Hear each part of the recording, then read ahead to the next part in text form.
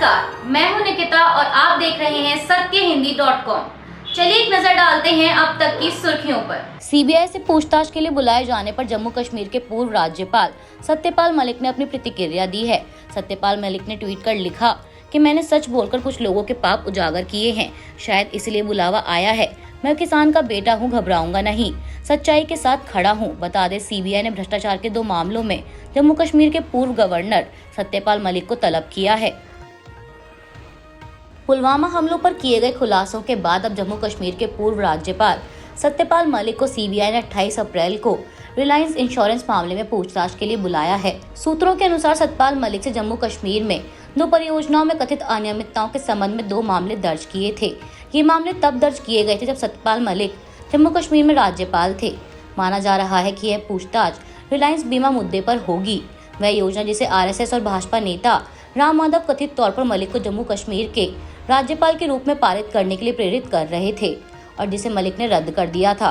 14 अप्रैल को मलिक ने the wire को इंटरव्यू दिया था, जिसमें उन्होंने खास तौर पर इस डील के बारे में बात की थी। मलिक ने कहा था कि भारतीय जनता पार्टी और राष्ट्रीय स्वयंसेवक संघ के नेता राम माधव ने तत्कालीन जम्मू कश्मीर के राज्यपाल को रिलायंस इंश्योरेंस द्वारा प्रस्तावित एक योजना को पारित कराने की कोशिश करने के लिए विशेष दौरा किया था। 17 से 20 साल की सजा काट चुके गुजरात के गोधरा में 2002 में साबरमती एक्सप्रेस में आग लगाने के मामले में 8 दोषियों को सुप्रीम कोर्ट ने जमानत दे दी है।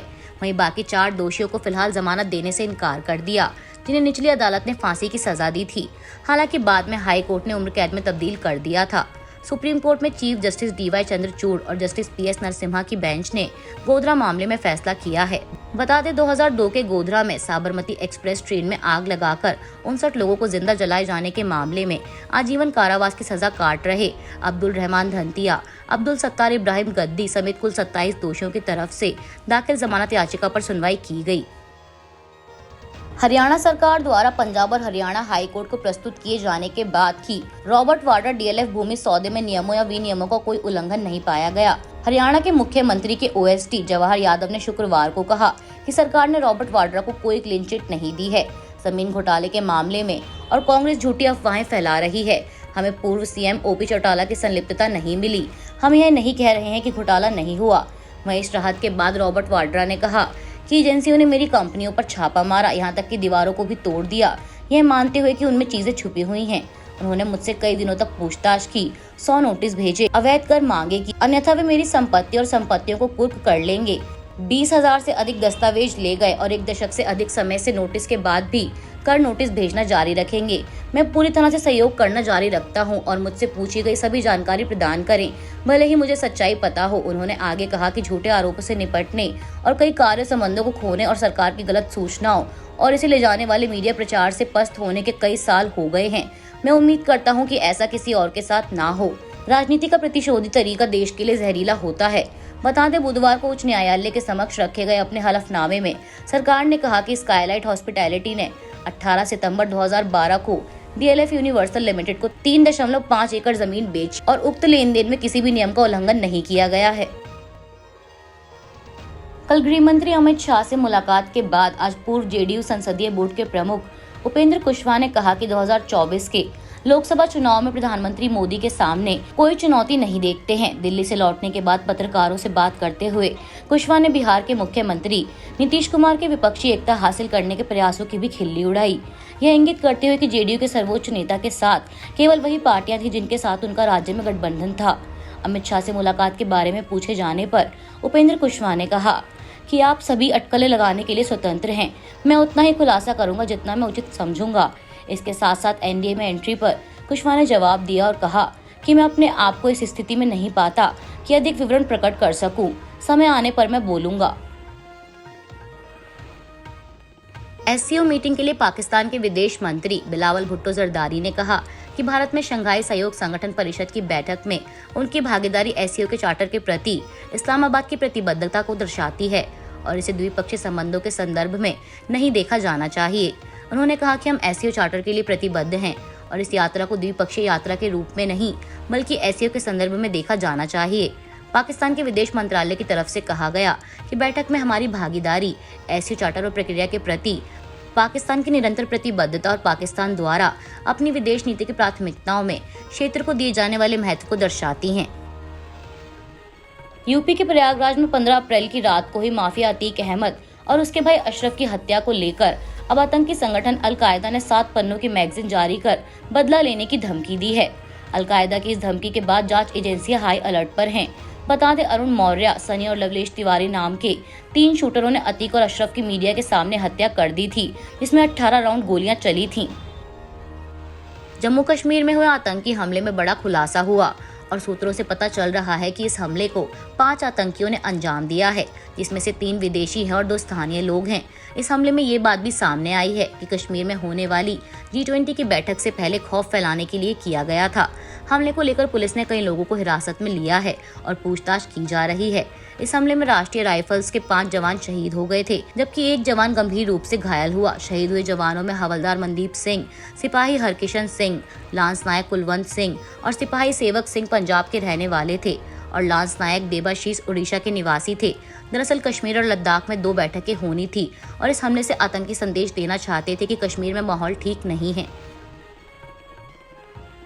कर्नाटक चुनाव में टिकट से इनकार किए जाने पर भाजपा के वरिष्ठ नेता KS ईश्वरप्पा को शुक्रवार को खुद प्रधानमंत्री नरेंद्र मोदी ने फोन किया और ईश्वरप्पा का धन्यवाद किया और उनकी प्रशंसा की। पीएम मोदी को यह कहते हुए सुना जा सकता है कि आपने पार्टी के प्रति अपनी प्रतिबद्धता दिखाई है। मैं आपसे बहुत खुश हूँ, इसलिए मैंने आपसे बात करने का फैसला किया। पीएम मोदी को यह कहते हुए भी सुना जा सकता है कि वह अगली बार जब भी कर्नाटक आएंगे तो उनसे मिलेंगे। इस बात पे कांग्रेस ने हमलावर होते हुए कहा कि ऐसी भगदड़ मची है कर्नाटक भाजपा में कि सब छोड़ भाग रहे हैं और अब खुद प्रधानमंत्री मोदी को ईश्वरप्पा को फोन करके ना छोड़ने के लिए गिड़गिड़ाना पड़ रहा है। कांग्रेस ने कहा कि प्रधानमंत्री मोदी द्वारा भाजपा नेता ईश्वरप्पा को भाजपा का टिकट न मिलने के बावजूद बगावत न करने के लिए बधाई देना अस्वीकार्य है।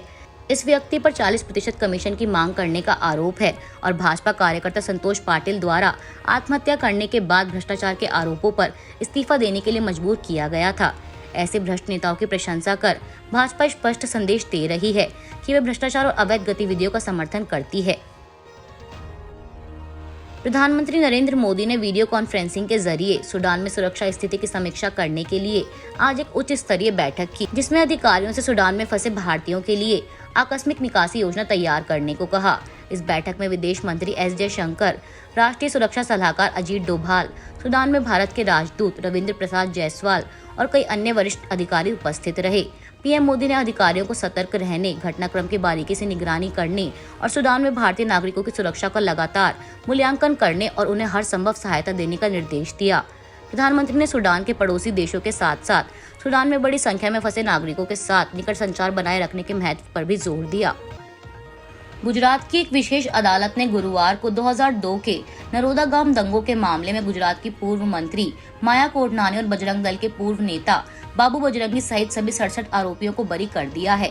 वहीं अब कोर्ट के इस फैसले पर प्रतिक्रिया देते हुए राज्यसभा सदस्य कपिल सिब्बल ने शुक्रवार को ट्वीट करते हुए लिखा कि नरोदा गांव एक 12 साल की बच्ची समेत हमारे 11 नागरिकों की मौत, 21 साल बाद 67 आरोपी बरी। क्या हमें कानून के शासन का जश्न मनाना चाहिए या उसके निधन पर निराशा व्यक्त करनी चाहिए? इसके अलावा पीड़ितों के परिवारों के एक वकील ने कहा है कि फैसले को गुजरात हाईकोर्ट के समक्ष चुनौती दी जाएगी क्योंकि उन्हें न्याय से वंचित किया गया है।